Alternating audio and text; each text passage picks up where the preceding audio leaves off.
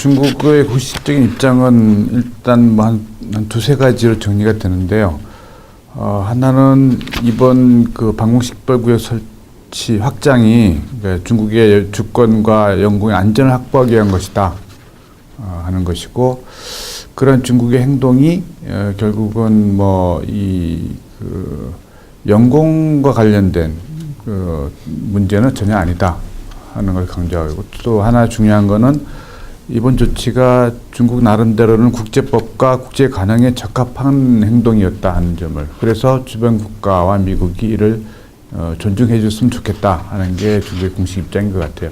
여기서 중요한 거는 중국이 이례적으로 그 국제법, 국제 관행을 들고 나와서 이게 적합한 행동이었다는 걸 강조하는 것인 것 같아요. 이거는 지난 2010년에 그 소위 이제 남중국해에 있어서의 항행 자유, 규범을 둘러싼 미국과의 갈등, 상당히 의식한 부분이 있는 게 아닌가 싶은 생각이 듭니다. 일단 뭐 미국 입장은 뭐 아시다시피 중국의 방공식별 일방적인 선포를 뭐 인정할 수 없다는 그런 반응을 보였는데, 이제 거기서 이제 한 걸음 이제 물러나고 큰 틀에서 미국이 이 문제 어떻게 보는가, 그걸 잠깐 이제 불평이 있을 것 같아요. 그러니까 미국의 기본적 시각은 중국이 좀 그 책임 있는 이해 당사자, 이게 뭐 조지 W 부시 2기부터 이제 일관된 입장인데, 책임 있는 이해 당사자로서 행동을 해줬으면 좋겠다 그런 거죠. 그러니까 중국이 오늘날 국제 질서에서 미국과 함께 다른 한 축을 구성하는 주변 해유자인 건 맞는데, 좀 책임 있는 방식으로 행동하자. 다시 말해서 국제적인 규범과 룰을 지켜놓고 선 안에서 행동해줬으면 좋겠다는 게 미국이 중국을 본 기본적인 시각이죠. 그래서 사실 중국이 그래서 미국이 제기하고 있는 문제는 뭐냐면, 중국이 지금 하고 있는 행동이 과연 책임 있는 이해 당사자로서의 행동이 합당한 것인가, 이 문제를 이제 제기하고 있는 거예요. 그래서 사실 모든 그 방공식별구역이라는 것이 뭐 그 일방적으로 선포되는 걸 하죠. 또 다른 나라들도 마찬가지였고, 그 법적으로는 문제가 없는데, 다만 중국이 지금 일방적으로 선포한 그 방공식별구역 때문에 불가피하게 영내 긴장이 조성되고, 또 말하자면 한국과 일본의 방공식별구역과 중첩되기 때문에 긴장을 올릴 수 있다는 거죠. 또 중국이 이 방공식별구역을 선포하면서 그 선포의 방식에 문제가 됩니다. 다시 말해서 마치 모종의 군사적 조치를 취할 수도 있을 것처럼 이제 위협적인 언사를 사용했다는 점. 그 다음에 주변국과 전혀 상의 없이 이 타국의 방공식별구역과 중첩되게 선포된 것. 이런 점에 이제 미국은 우려를 하고 있는 것이죠. 그래서 책임 있는 이해 당사자로서 행동했으면 좋겠다. 그 말은 뭐냐면, 중국이 충분히 성숙하지 못한 상태에서 갑자기 너무 강해지는 것. 이럴 경우에 좀 불가피하게 영내 긴장을 조성하고 주변국들과 충돌할 가능성. 이걸 이제 미국은 이제 제기를 하고 있는 것이죠. 사실 이 방공식별구역 설 확대를 예상치 못하게 갑자기 들고 나왔기 때문에 그 배경이 뭔가에 대한 논란이 분명히 있는 것은 확실한 것 같습니다.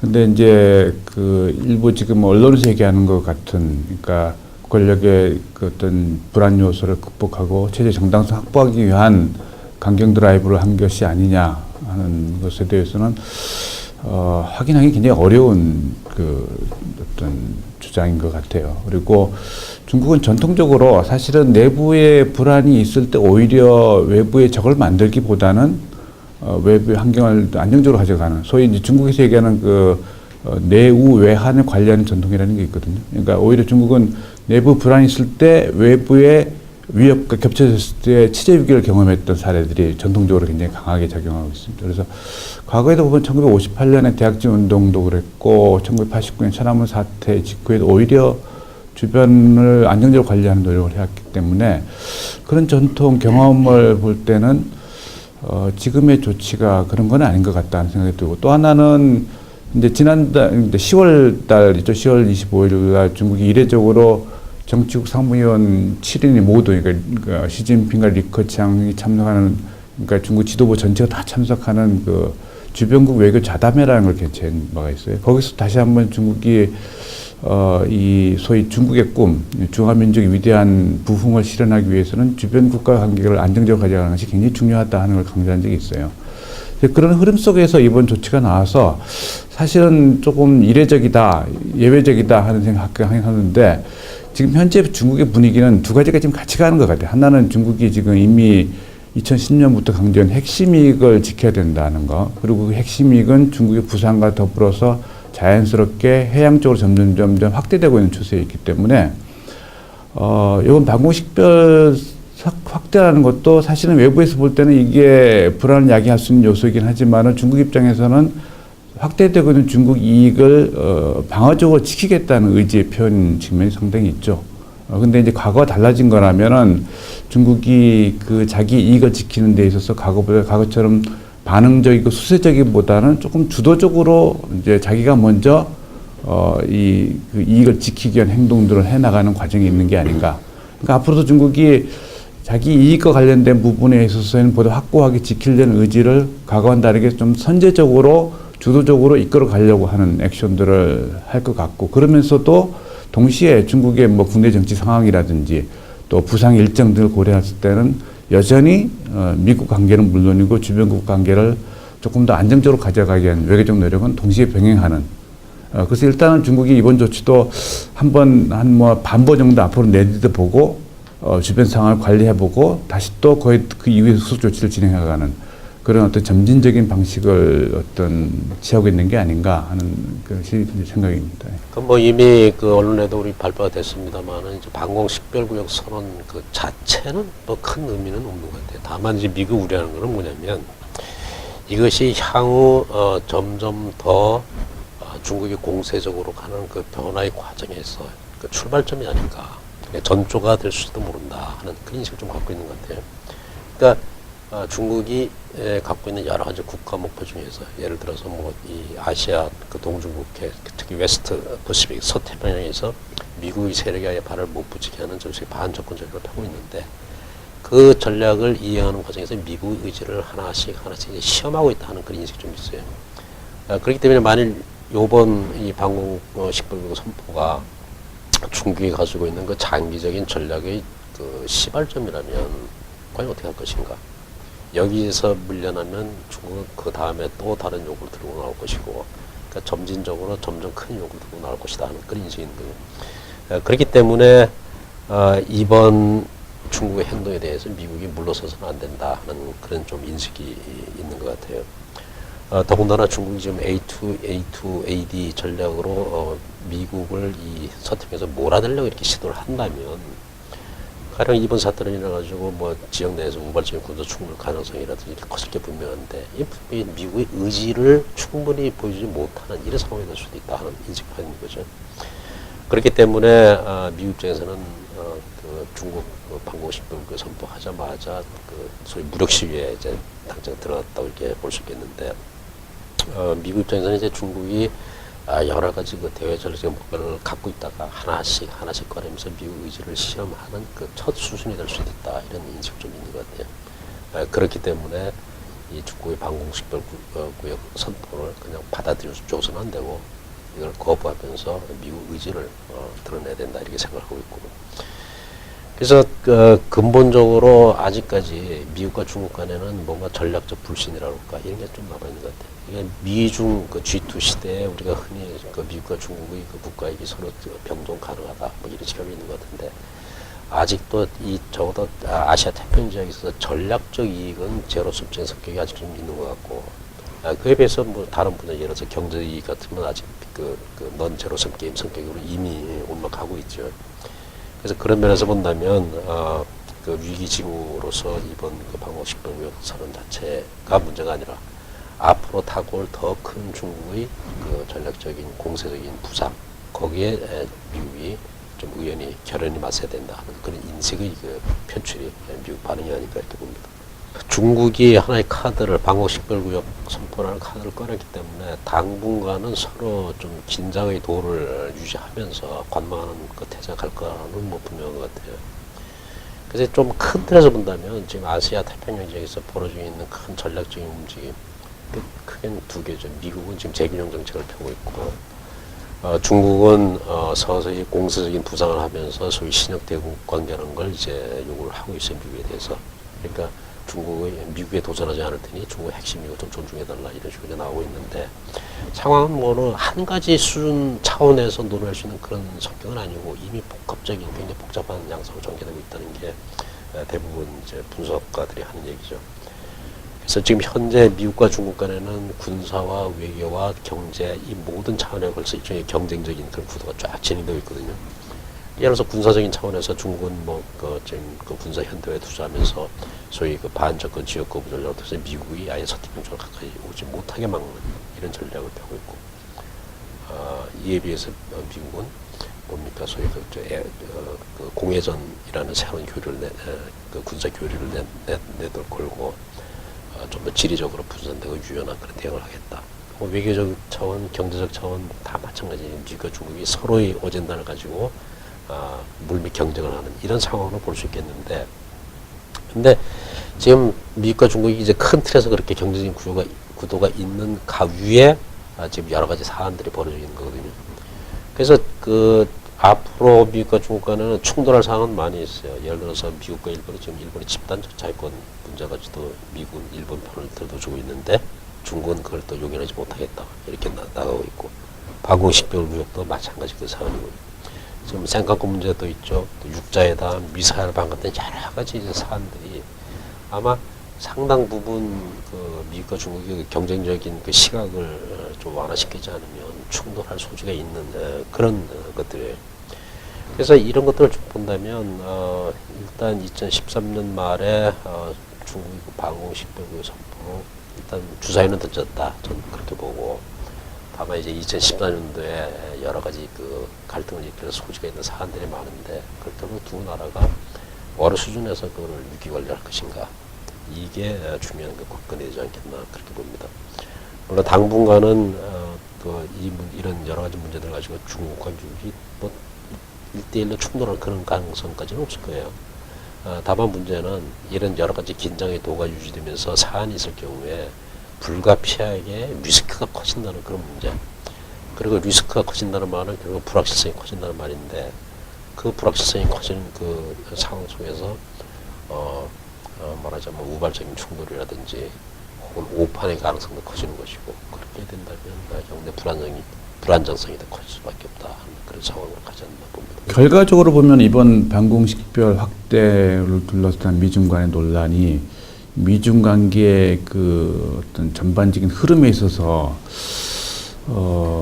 긴 틀에서 보면은 굉장히 중요한 전환점이 될 수도 있겠다 싶은 생각이 저는 개인적으로 듭니다. 왜냐하면은 이게 중국이 이제 부상하는 과정 속에서 결국은 자연스럽게 확대되는 이익들을 지켜야 되겠다는 의지를 표명한 것이 저는 이게 조치라고 생각하는데, 결국 중국 입장에서도 이러한 중국의 핵심 이익을 지키기 위한 시도가 미국을 자극할 수 있다는 어떤 우려를 갖고 있었거든요. 그래서 미국의 반응이 어떨까에 대해서 경계했는데, 사실은 이번 조치의 결과적으로 보면은 미국이 사실상 중국의 그런 조치를 인정하는 결과를 초래한 게 아닌가.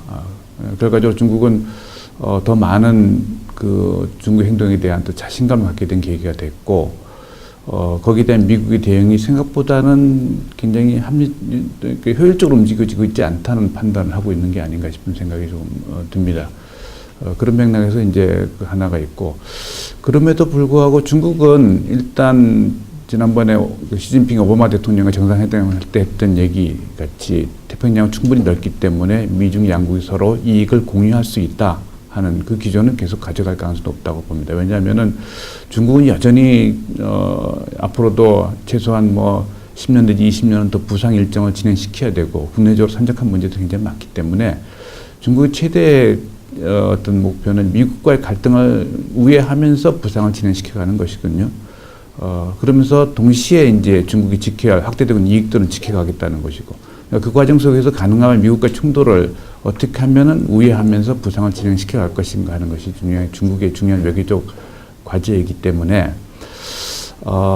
조금씩 더 좀 적극적이고 행동들을 할 것 같지만은, 그럼에도 불구하고 미국과 갈등은 최소한 관리하려고 노력할 것이다.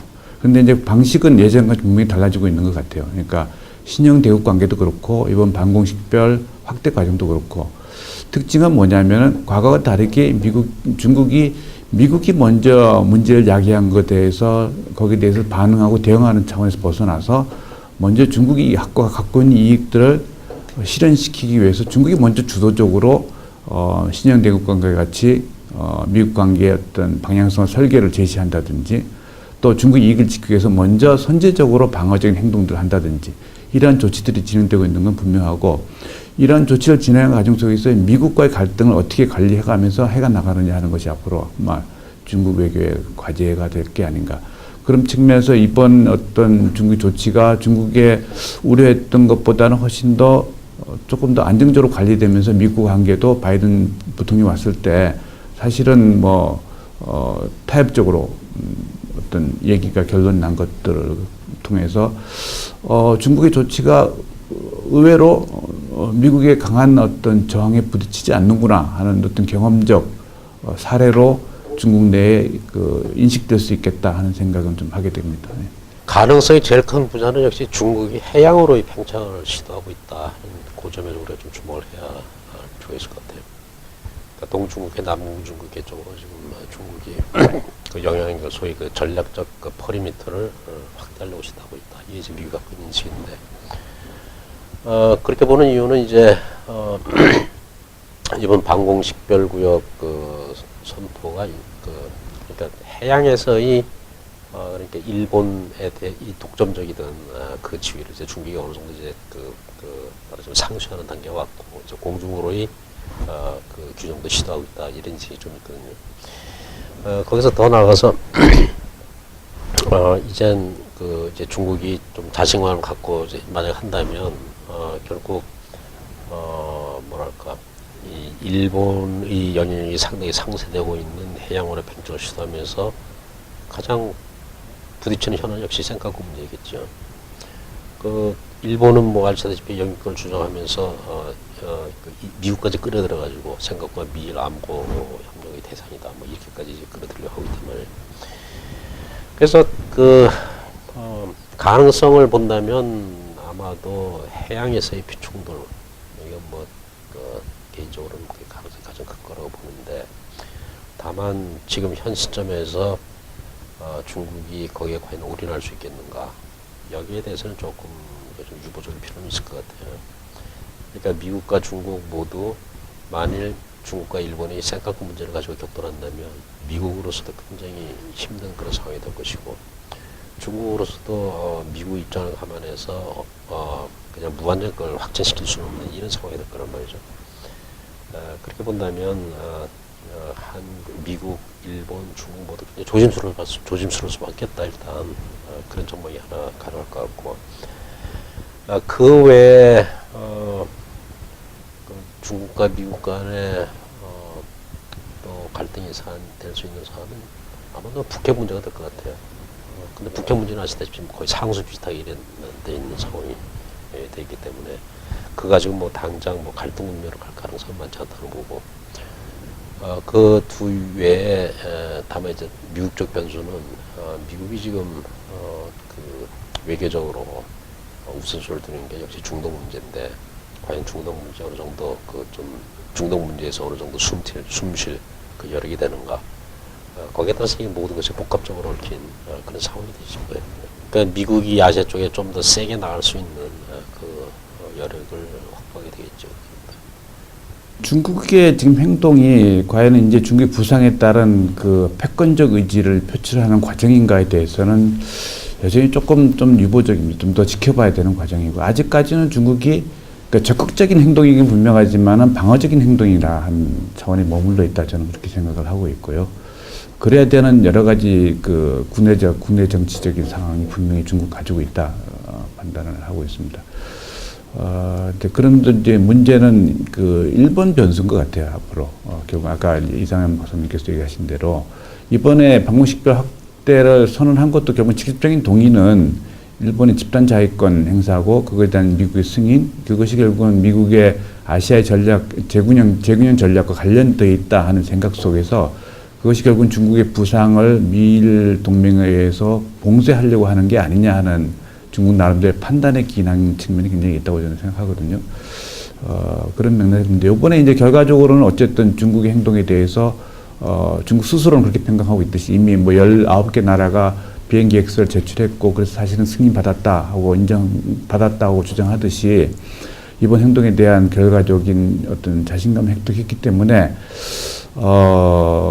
그 중국의 핵심을 지키기 위한 행동들은 보다 좀 더 적극적으로 나올 가능성이 있지만은 글쎄요, 금방 어떤 새로운 또 상황 변화를 초래할 가능성은 좀 높지 않다 저는 보고 있고요. 일단 이번 조치를 계기로 해서 일단은 주변국들, 미국과의 관계를 안정적으로 가져가는 게 중요하고, 문제는 일본이 이제 상대적으로 미국보다 훨씬 더 중국의 부상에 대한 위협 인식이 굉장히 크게 작용하고 있는 것 같아요. 그래서 이번 그 조치 결과에 대해서 일본은 미국에 대해서도 좀 이제 중국의 위협에 대한 우려도 굉장히 크지만은 내심 미국의 행동에 대해서도 굉장히 좀 불만이 있는 게 아닌가. 그런 맥락에서 과연 일본이 어떻게 대응할지가 굉장히 중요한 변수다. 그러니까 일본이 더 상황을 악화시키고 또 좀 공격적인 대응을 하게 될 경우 결국은 그 중국도 그 부분에 대해서는 이제 뒤로서 물러설 공간이 크지 않기 때문에 이 중일 간의 갈등이 시작되고 그것에서 미국이 과연 또 어떤 액션을 취하느냐에 따라서 그 갈등이 미중으로 옮겨 붙을 가능성도 전혀 배제할 수는 없다. 그렇지만 이번 바이든 부통령의 행동을 봐서는 어쨌든 중국도 미국도 두 나라 간의 관계가 갈등 국면으로 전환되는 것은 회피하려는 의지들이 있는 게 아닌가. 그거는 여러 가지 이제 미국은 미국대로 중국은 중국대로 국내 정치적 상황이 있고 특히 지금 현재 외교에서 미국, 중국, 일본들이 서로 부딪히는 부분 중에 하나는 국내 정치 변수가 굉장히 강하게 작용하고 있는 것 같은데 거기서 나름대로 보면은 그래도 상대적으로 굉장히 그런 국내 정치의 속박으로부터 영향으로부터 자유로운 나라가 중국이 아닌가 싶은 생각이 듭니다. 그래서 오히려 이제 이 미국이 국내 정치적 변수 때문에 어떻게 행동하는가가 여전히 중요한 어떤 중국의 행동을 어떤 이끌어가는데 중요한 변수다. 저는 그렇게 생각하고 싶습니다. 지금 상황이 이제 리스크가 커진다 하는 그 국면은 이제 맞는 것 같아요, 틀림없이. 그러니까 오늘날 국제 관계라는 게 이제 복합적이라고 우리가 흔히 얘기를 하는데. 그걸 고려해야 될 그 차원과 변수가 굉장히 많아졌다. 그게 이제 분명한 것 같아요. 리스크가 커졌다는 것은 그만큼 예측이 어렵고 또 뭐 대응해야 될 변수가 많다는 그 얘기가 되는데, 그래서 지금이야말로 어찌 본다면 좀 위기 관리가 필요하다는 인식을 좀 가질 필요가 있을 것 같아요. 중국도 그렇고 미국도 그렇고 그다음에 일본, 한국 다 포함해서. 리스크에 제대로 대응하지 않으면 결국 우발 사태로 갈 수밖에 없는 게 이제 국제정치 본질인데, 오늘날 뭐 사실 우발 사태로 인한 충돌은 모두가 루즈하는 그런 상황이 될 수밖에 없단 말이에요. 그래서 위기 관리가 필요한 시점이다. 다시 말해서 이게 위기가 될지 아니면 좀 더 안정적으로 그 정상화하는 기회가 될지, 그러니까 이제 주요국들이 이제 대응하기에 딸렸다 그런 얘기를 좀 드리고 싶어요.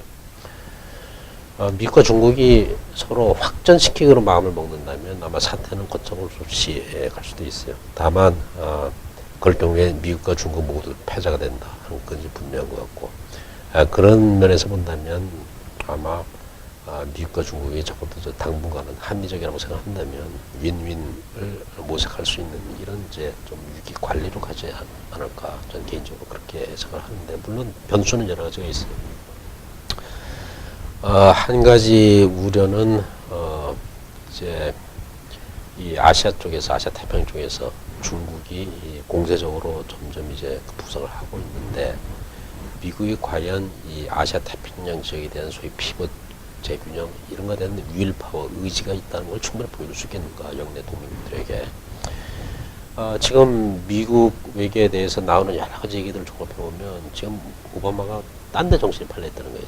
지금 대부분 하는 얘기가 시리아 사태로 표현되는 중동 문제 그렇고, 그 다음에 특히 이제 국내 문제, 오바마 케어로 비롯되는 여러 가지 어젠다들이 있잖아요. 그러니까 아시아 태평양 쪽에 재균형이니 피보신이 한다고 했는데 실상 여기에 충분히 집중하지 못하고 있다. 그 말은 부상하는 중국에 대해서 미국이 효과적인 대응을 못하고 있다는 소리고, 아시아 영내 다른 동맹국들에게 소위 신뢰를 못 준다는 그런 문제가 있는 거예요. 그러니까 아시아 쪽이 미국의 리더십 아래 단합된 모습을 보지 못한다면 결국 중국의 부상이 갈 수밖에 없는 거예요. 그렇게. 그래서 일단 그 관건은 미국이 이 아시아 지역에 대한 소위 커미트먼트가 있다는 그 윌 파워를 어떻게 충분히 보여주는가. 그것이 하나의 변수가 될 것일 것 같고, 두 번째는 역시 아까 이동 선생님이 말씀하셨지만 일본 변수예요. 일본은 지금 미일 동맹 강화라는 추세를 얻고 계속 보수 우경화 노선을 취할 텐데, 그 과정에서 일본도 강공으로 나오고 중국도 강공으로 나가서 중국과 일본이 충돌하게 되면 어떻게 되는가. 센카쿠가 아마 시작이 되겠지만 센카쿠 외에 시토르 문제로 에서도 보듯이 뭐 무역 분쟁도 있을 수 있고 여러 가지 분쟁 전선이 있을 수 있단 말이에요. 그렇게 될 경우에는 결국 중국과 일본에서 시작된 그 갈등이 미국까지 끌어들여서 미중일로 확대되는 이 양상이 불가피하게 된단 말이에요. 그러니까 그 두 가지 미국의 그 아시아 지역에 대한 그 의지, 재균형에 대한 의지를 어떻게 설득력 있게 제시하는가, 이게 하나의 관건이 될 것이고, 그 다음에 일본이 또 어떻게 나올 것인가. 일본이 지금 추세처럼 아베 내각이 소위 그 보수 우경화를 강화하면서 일본에 대해서 아니 중국에 대해서 매우 공세적으로 나가게 된다면 중국도 결국 그렇게 대응할 수밖에 없는 거죠. 그렇게 되면 또 걷잡없이 사태가 확대될 그런 가능성이 있기 때문에 그 두 가지 점을 우리가 유의하면서 전반적으로 좀 위기 관리를 해야 된다는 그 필요성을 영내 국가도 좀 인식을 해야 되지 않겠나 그런 생각을 해봅니다. 예, 뭐 장기적으로 예측하기 굉장히 어려운데요. 그러면도 여전히 제가 보기에는 그 미중 관계의 장기적 전망의 열쇠는 미국이 지고 있다 저는 생각합니다. 예. 그러니까 중국이 분명히 과거와는 다르게 중미 관계에 있어서 이제 수세적이지만 않고 스스로가 이니시어티브를 지으려고 하고 조금 더 적극적인 행동들을 하고 있긴 하지만 그럼에도 그 행동의 배경에는 여전히 미국이 어떻게 나올 것인가를 굉장히 조심스럽게 관찰하고 있다는 것이죠. 만약에 미국이 아시아 재균형 전략을 더 적극적으로 펼치고 그것이 결국 중국의 부상을 봉쇄하려고 하는 것이다 하는, 그래서 결국은 중국의 핵심 이익에 손상을 초래할 수 있다 하는 중국의 판단이 된다면 중국도 사실 뒤로 물러설지 않을 가능성이 있다 이렇게 볼 수 있죠. 결국 이제 중국이 소위 신형대국 관계 얘기를 한 것의 핵심은 뭐냐면은 태평양이 넓기 때문에 서로 이익을 공유하되 상호의 핵심 이익은 서로 존중해주자 하는 것입니다. 예, 그것이 이제 전제가 돼야 된다는 게 중요한 문제고, 그것이 안 될 경우 결국은 중국은 부상이 어려워질 수 있다고 판단하고, 그렇다면은 결국은 뭐 미국과의 갈등 계속돼서 상시적인 갈등이 유지될 가능성이 높다 이렇게 보는데, 최소한 중국 입장에서는 부상하는 과정 속에서는 그게 뭐 10년, 20년 이 미국과 관계 안정적으로 가져야겠다는 정책 기조는 분명한 것 같고, 글쎄요, 과거에 중국이 강대국의 부침 역사를 공부하면서 얻었던 거는 중국이 강대국 되는 것도 중요하지만은 동시에 강대국이 된 이후에 어떻게 안정적으로 관리를 계속 유지하는 것도 굉장히 중요한 숙제다 하는 학습을 하는 사례가 있습니다. 그래서, 그런 맥락에서 나오기 신형대국 관계고, 그래서 가능하다면은, 단일 패권을 유지하겠다기보다는 어떤 미국과의 이렇게 공존하는 방식을 중국은 여전히 고민하고 있는 게 아닌가 싶습니다. 그 과정 속에서 사실은 중국의 이제 원래 정책 기존 의도하고는 다르게 과연 미국이 얼마나 안정적으로 평화적으로 중국의 부상을 관리하고 할 것인지가 더 중요한 관건인 것 같은데, 이번 바이든 부통령의 방문과 그 일련의 과정을 보면 아까 이상현 박사님 얘기한 대로 한국이나 미국, 일본 등 중요한 동맹국들에게 과연 아시아 재균형 전략에 대한 확실한 어떤 믿음, 신뢰를 줬을까에 대한 의문이 제기되면서, 특히 이제 일본이 그런 미국의 신뢰가 약해지는 상황 속에서 중국의 위협 인식을 어떻게 대응할지는 중요한 변수가 되지 않을까 하는 생각이 듭니다. 우리 정부도 12월 8일 날 카디즈 한국 방공 10월 구역을 이제 조정해서 선포를 했잖아요. 일단 뭐 할 걸 해야 됐다. 전 뭐 할 걸 했다. 이렇게 생각을 합니다. 뭐 우리 지금 한국과 중국 간에 이제 문제가 되는 게 이어도 부분 상공인데 그게 지금 카디지에서 제외됐다는 게 이제 우리 많은 여론에서 비판도 받고 또 국회에서도 지적이 된 그런 사안이거든요. 그래서 그 이어도 수역을 포함하게끔 조정되는 뭐 불가피하게 우리가 할 수밖에 없는 그런 거고. 다만 이번 그 정부 발표에 따르면 이제 그 국방부에서 이렇게 했죠. 그 요번에 그 방공식별구역 재조정하면서 소위 그 이카오에서 설정한 그 비행 정보 구역을 연계해서 수정을 했다 뭐 이런 얘기를 했어요. 그래 본다면 뭐 대처를 합리적으로 뭐 된 것 같고 또 그 과정에서 미국, 일본, 중국과도 협의를 했다. 그게 지금까지 밝혀진 거거든요. 그래 본다면 뭐 원만하게 결국 우리 정부는 우리 정부가 할 일을 했다. 저는 그렇게 보고 사실 우리 그 카디지라는 게 1951년도에 선포된 거기 때문에 현실에 좀 많이 괴리가 있었죠. 그거를 이 기회에 뭐 수정 보완한 것은 잘된 일이다. 저도 개인적으로 그렇게 판단하고 있고. 그럼 앞으로 한국이 과연 어떻게 할 것인가? 미국과 중국 간의 리스크가 커지는 상황이고, 그 다음에 아시아 태평양 지역에 전반적으로 좀 상황의 불확실성이 커지는 이런 상황에서 우리는 어떻게 해야 될 것인가? 박근혜 정부가 지금 하고 있는 뭐 대외 전략의 여러 형편, 여러 어젠다들이 있죠. 일단 뭐 한반도 신뢰 프로세스를 통해서 남북 관계를 잘 하겠다는 것. 그 다음에 동북아 지역에서는 소위 동북아 평화협력 구상을 통해서 영내 신뢰, 좀 지속 가능한 평화 안정을 만들겠다는 것. 그 외에 뭐 중명의회라든지 뭐 유라시아 이니셔티브 같은 여러 가지 어젠다들이 있거든요. 제 느낌은 대체로 아직까지는 국내외적인 반응은 뭐 지지와 반응은 뭐 좀 무난하다 이렇게 볼 수 있을 것 같아요. 다만 이제 이것이 임기 첫 해기 때문에 그러지 않았나 좀 그런 생각이 들고 아마 금년이 지나면서 이제 집권 2년 차로 들어가면 이제 정책의 성과가 이제 나오기 시작해야 될 텐데 내년 가서도 사실 지금까지 그 박근혜 정부 여러 가지 뭐 신뢰 프로세스라든지 동평구 이런 거에 대해서는 원칙과 방향성을 제시되는 거지 액션 플랜 아직 없다는 게 이제 대표적인 평가죠. 그럼 내년에도 이렇게 그냥 원칙만 계속 할 것인가? 이제는 뭔가 성과를 내야 될 그런 이제 시기로 들어간단 말이에요. 그래서 이제 이 박근혜 정부가 이제 그 서론의 그 정책의 원칙을 어떻게 실제로 이행해서 성과를 거둘 것인가 여기에 대해서 좀 더 본격적으로 고민을 시작해야 될 때가 됐다 하는 그런 생각이 듭니다. 그래서 다만 이 현재의 상황에서 한국이 그런 운신할 폭은 어떻게 되겠는가 그런 얘기도 좀 해볼 필요가 있을 것 같은데 결국 상황은 보기 나름이라고 봅니다. 위기 상황일 수도 있고 그 큰 액터들의 위기 가운데서 오히려 작은 액터들이 그 운신하기는 오히려 가능성이 커졌다 이렇게 볼 수도 있는 거고 지금 뭐 미국과 중국, 일본이 서로 굉장히 긴장이 도를 유지하고 있는 이런 상황에서 어느 한 국가가 모든 좀 이니셔티브를 취하기는 쉽지 않은 그런 상황이에요. 그렇게 본다면 역설적으로 한국 같은 중견국이 뭔가 행동을 취하기가 오히려 상황이 좀 나을 수도 있다. 그러니까 필요한 것은 좀 대담한 리더십, 볼드 리더십이 필요하지 않나 그렇게 생각이 듭니다. 그러니까 이 큰 액터들이 격돌하는 가운데 작은 액터가 좀 더 대담한 리더십을 발휘한다면 상황을 타개할 수 있는 여지도 있다 그렇게 보여주는데 뭐 이명박 정부 때 이미 글로벌 코리아 통해가지고 우리 뭐 여러 가지 시도를 해봤어요. 실제로 통한다는 것도 좀 경험을 했고 그래서 그런 생각을 좀 가졌으면 좋겠다는 그런 생각이 들고 마지막으로 박근혜 정부 지금 제일 곤궁에 처한 부분 북핵 분야로 우리가 상수로 좀 제외를 한다면 역시 한일 관계가 되지 않을까. 대체로 미국 쪽에서는 지금 한미일 협력이 점점 중요해지는 시점에 한국이 그 협력을 방해하고 있다 하는 그 인식이 점점 커지고 있는 것 같아요.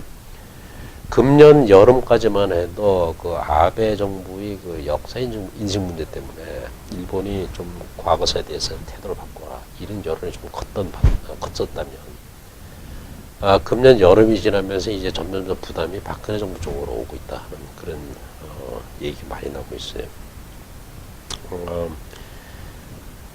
다시 말해서 지금 비록 한일 관계가 나쁘지만 좀 객관적으로 본다면 한국과 일본이 안보 이익 면에서는 거의 공유를 하는 거의 비슷한 이런 상황이란 말이에요. 그래서 한국과 일본, 미국이 결국 안보 협력을 증대시켜야 될 그런 시점에 와 있는데 한국이 역사 문제를 가지고 발목을 잡으면서 그 한미일 안보 협력을 저해하고 있다. 이런 인식이 점점 더 미국 쪽에서 커가고 있다는 그런 그 지적이 나오고 있거든요. 그래서 이 시점에서 한국 정부가 좀 냉정히 생각할 필요가 있을 것 같아요. 과거사 문제, 위안부 문제, 한일관에 분명히 해결되지 못한 문제가 있긴 많은데, 그럼 그거로 인해서 이 전략적인 협력까지 우리가 계속 유보를 해야 될 것인가? 그렇게 된다면 결국 한국 정부가 그 전략적인 협력을 좀 그 발목을 잡고 있다는 이 그 비판을 감수해야 될 이 부담이 생길 수밖에 없는 거거든요. 이번에 뭐 중국 방공식별구역 선포에서도 봤듯이 이제 중국은 점점 더 이제 공세를 취해갈 것은 분명해요. 그렇게 본다면 미국 혼자 힘으로 그걸 하기보다는 미국은 지금 소위 그 시퀘스터 그 국방 예산 삭감 그 여파로 인해서 지역 그 동맹과 우방 협력이 점점 더 필요한 그 시점이거든요. 그래서 심지어 지금 미국 일각에서는 미국 혼자 그 온갖 그 국제적인 그 안보 문제 하지 말고 지역 동맹국들과 협력해서 하는 소위 그 페더레이티드 디펜스라는 걸 표현을 써요. 그러니까 일종의 연방제 비슷한 그런 방위 협력을 해야 된다. 지역 그 동맹국들 엮어가지고 이런 시점에서 제일 적합한 파트너는 역시 미국 제소보다 한국과 일본 외에는 없단 말이에요. 물론 이제 좀 더 크게 보면 호주까지 엮을 수 있겠지만, 근데 한일 관계가 비극되고 있다. 이건 미국 입장에서도 굉장히 곤란스러운 그런 상황이 될 것이고, 그래서 우리 정부가 좀 냉정하게 볼 필요가 있다. 그래서 한일 관계가 현재 나쁘다고 해도 그것 때문에 그 전략적인 협력까지 유보하는 이런 상황으로 가서는 안 될 것 같다는 그런 생각이 좀 들고, 또 이제 그 금년 초까지 박근혜 정부가 쌓았던 그 크레딧이 지금 다 점점 없어지고 있다는 이 현실을 좀 봐야 될 필요가 있을 것 같아요. 그렇게 된다면 이제 시간이 흐르면 점점 더 박근혜 정부 부담이 더 적게 있는 상황이기 때문에 이 상황을 좀 객관적으로 냉정하게 판단해서 이 일본과의 관계를 빨리 회복시키는 이런 조치를 취해야 되지 않겠나 그런 생각이 듭니다. 일단은 한국이 방공식별구역 확대를 선언한 것은 뭐 결과적으로 볼 때는 불가피한 조치였지 않나 싶은 생각이 듭니다. 예. 그리고 일단 현재까지 상황을 봤을 때는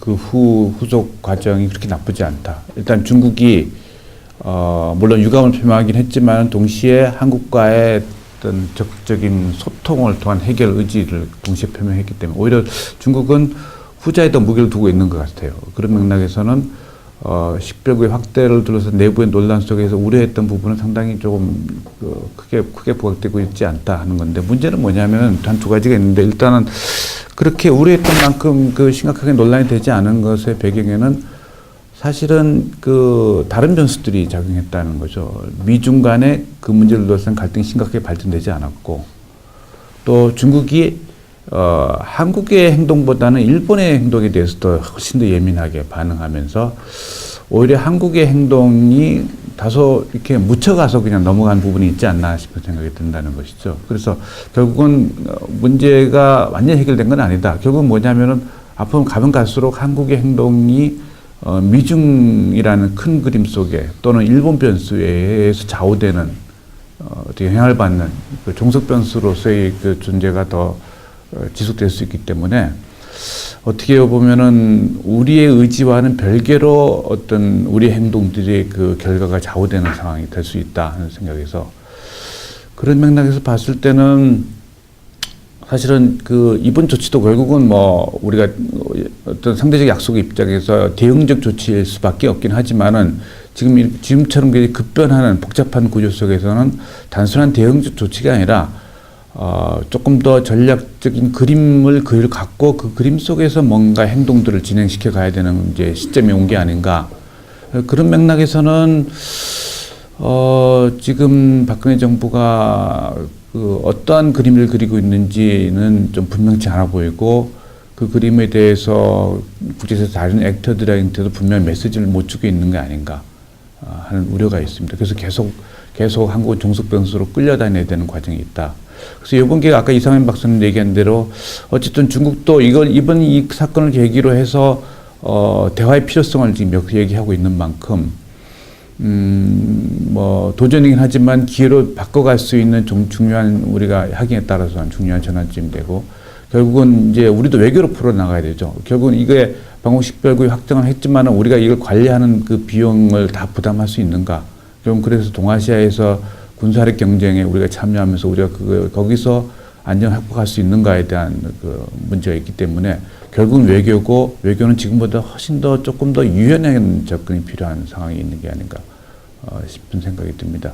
특히 최근에 보면 일본에서 계속 그 지금 한국이 완전히 중국의 경도대에 갔다는 얘기를 하고 있고 그게 일본 국민 내 굉장히 시장을 형성하고 심지어 미국에서도 그러한 일들이 얘기들이 설득력을 갖고 움직이는 것 같아요. 근데 그거는 분명히 사실은과는 다른 부분이거든요.